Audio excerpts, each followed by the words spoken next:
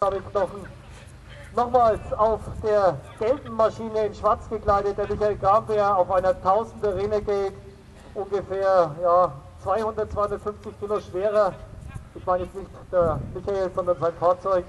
Als Max-Gerät DS450X, das Sportgerät von Can-Am, 450 Kubik, hochgezüchteter Sportmotor, Starrachse hinten und ja, ich denke mal jede Menge Reserven, die uns Max hier jetzt dann auch zeigen wird. Wie gesagt, die beiden gehen erstmal auf eine Einführungsrunde, machen sich mit dem Gelände, mit der Strecke vertraut, werden dann hier nochmal herkommen, werden dann, ich denke mal, eine Wette untereinander abschließen, wer heute Abend bezahlt, wer heute Abend das Zelt aushält, und dann geht es auf ein Rennen über mehrere Runden. Also Jungs, erstmal zum Glück, verfahrt euch nicht und wir sehen uns in Kürze wieder hier.